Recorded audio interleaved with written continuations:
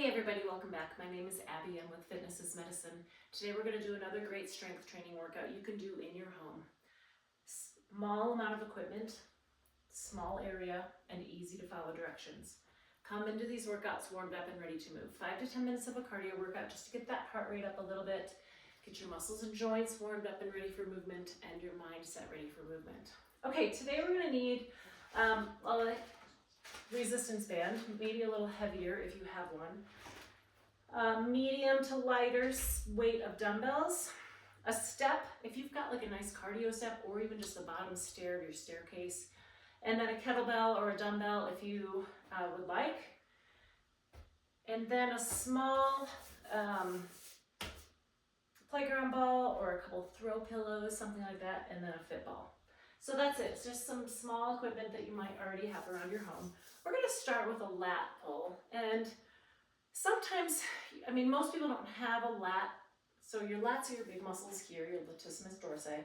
Don't have a lat pull machine in your house, right? We use my door anchors a lot to be able to pull down.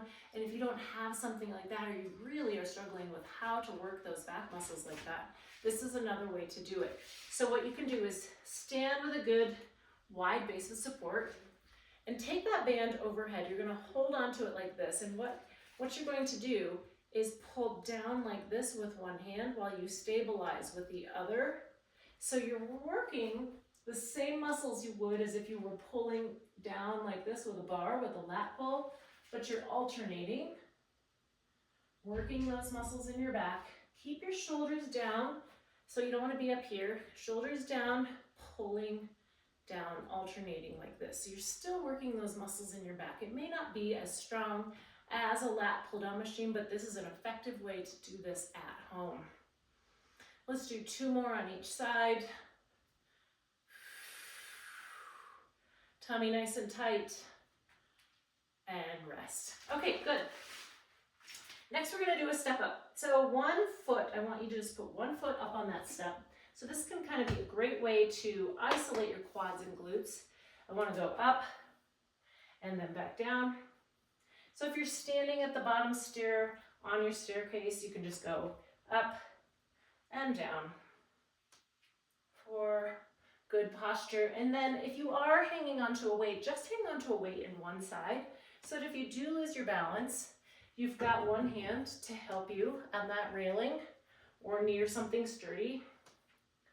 And then the other reason is when you're just hanging onto a weight in one side, your core really has to engage to keep you stable and level. And rest. Good. Now I'm going to turn around, switch sides.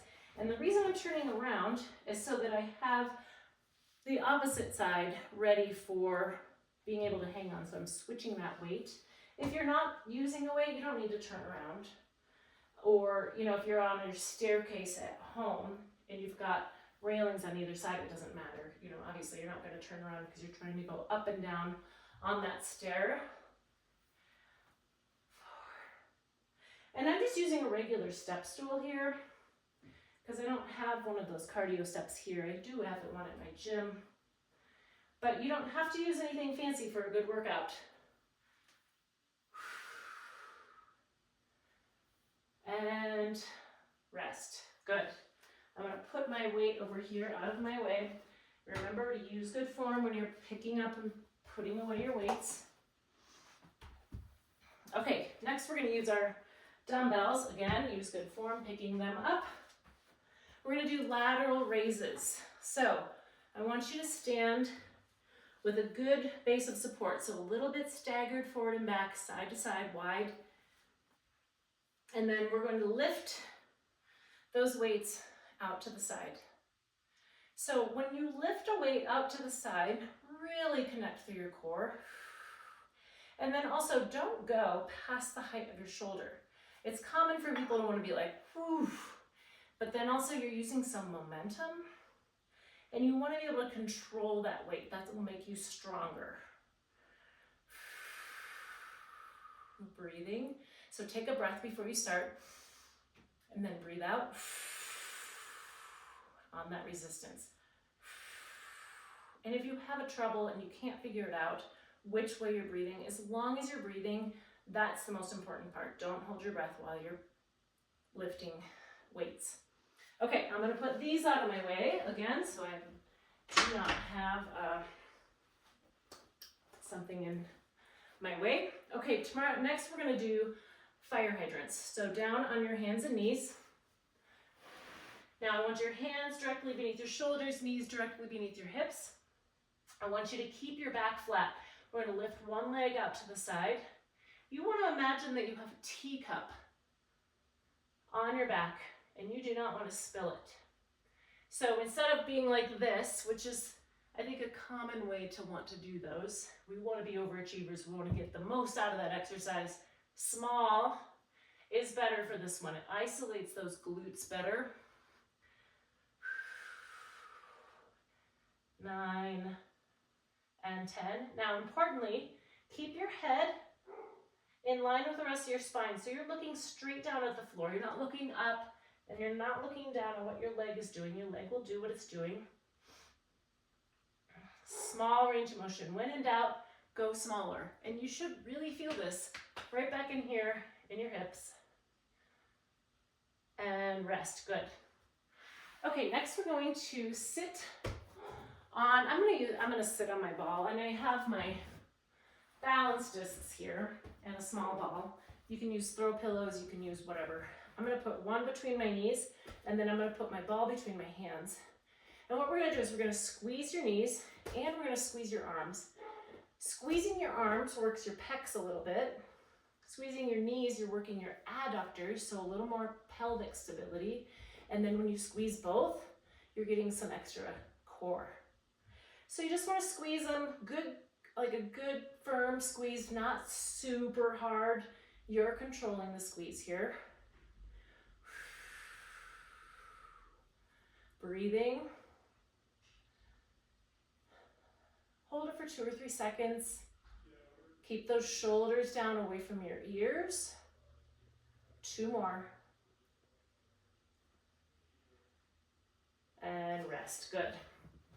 Okay, now we're going to stay right here. We're going to do abs on the ball. So what I want you to do is we're sitting on top of the ball here. Roll to the front just a little bit. Then you have a little bit of stability at the behind on your back. The knees bent, I've got my heels dug in. The other way to do this is to put your feet against a wall. That gives you a little bit more stability.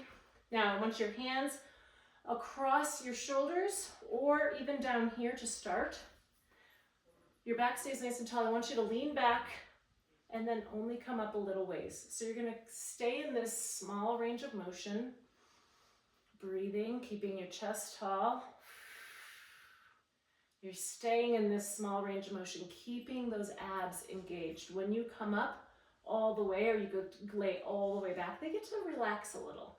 And it's not a bad thing, but we want to get as strong as we can. So you want to keep those muscles engaged throughout the exercise. Let's do 2 more. And rest. Good. Okay, go through these 1 or 2 more times. Add a little cardio. Keep that heart rate up and then follow with a good cool down and stretch. If you have any questions or need any modifications, please feel free to reach out privately or leave a message below in the comments. Other than that, have a great workout and we'll see you next time. Thanks everybody.